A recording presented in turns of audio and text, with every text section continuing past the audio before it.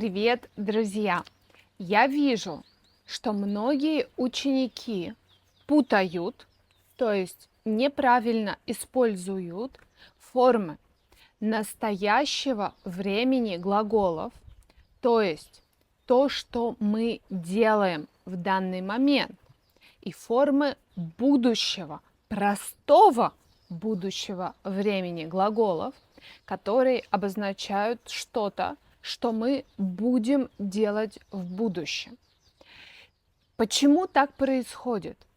Потому что эти глаголы и в форме настоящего времени, и в форме простого будущего времени имеют одинаковые окончания. Давайте сравним. Я делаю сейчас, я сделаю это завтра. Ты делаешь что-то сейчас, ты сделаешь это завтра. Он, она делает что-то, он сделает что-то завтра. Эти примеры показывают, что глаголы, которые мы используем в настоящем времени, это глаголы несовершенного вида, и часто они не имеют в начале приставки, а глаголы, которые мы используем в простом будущем времени, типа «сделать», у них есть приставка «с» в начале слова. И что важно, глаголы совершенного вида, типа «сделать», не имеют вообще формы настоящего времени. И в этом такая загвоздка. Мы можем сказать только или я что-то делаю в данный момент, или я что-то сделаю завтра или в будущем. И это очень интересный факт. И знаете, почему так происходит?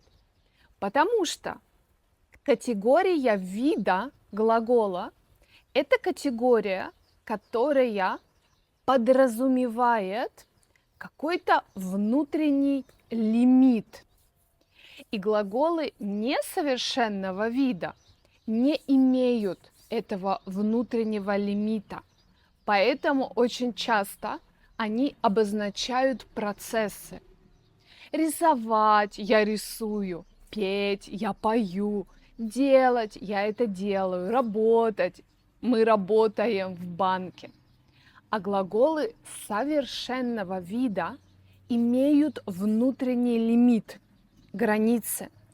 Часто это или идея начала действия, или идея окончания действия. Да? Я сделаю это завтра, что значит, что действие будет окончено завтра.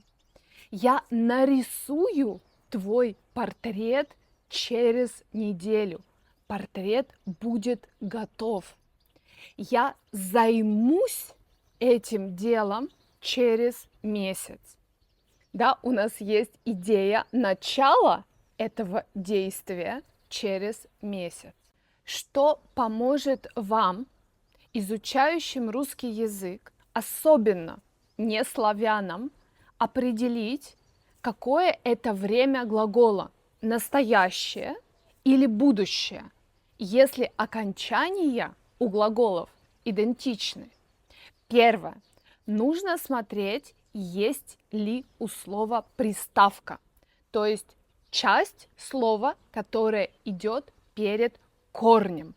Например, работать, поработать, делать, сделать, идти, прийти. Все эти первые части слова – это приставки. Второе. Нужно смотреть на целую фразу, на контекст. Контекст определяет почти все.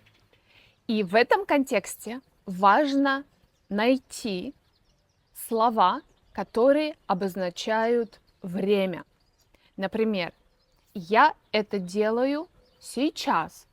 Сейчас показывает, что это настоящее время. Я делаю эту работу через час. Через час. Это показатель времени. Мы приедем в этот город через неделю.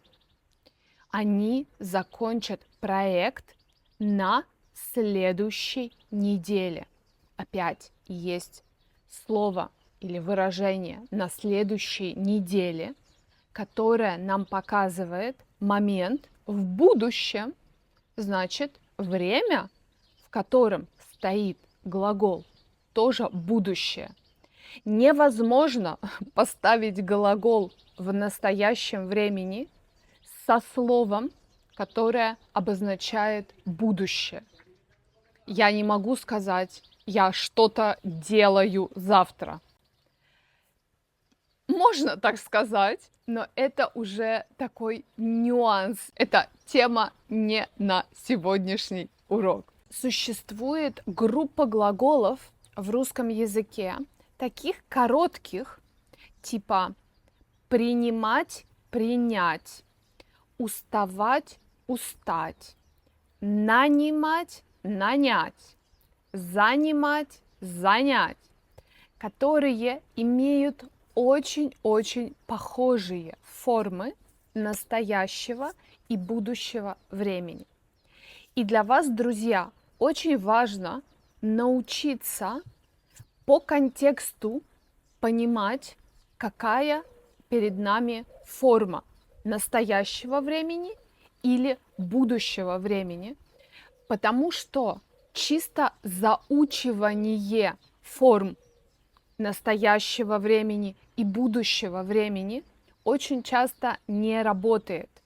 Они так похожи, что действительно трудно их запомнить. Например, я устаю каждый день после работы. Или завтра я устану после работы. Обычно мы встаем в 5 утра, но завтра мы встанем в 8. Мы можем поспать подольше. Мы снимаем квартиру в этом городе, а завтра снимем еще и офис. Доктор принимает пациентов каждый день, но завтра он никого не примет. У него выходной. И этот пример тоже показывает, что настоящее время может выражать еще и регулярность. Не только факт, что мы делаем что-то в данный конкретный момент.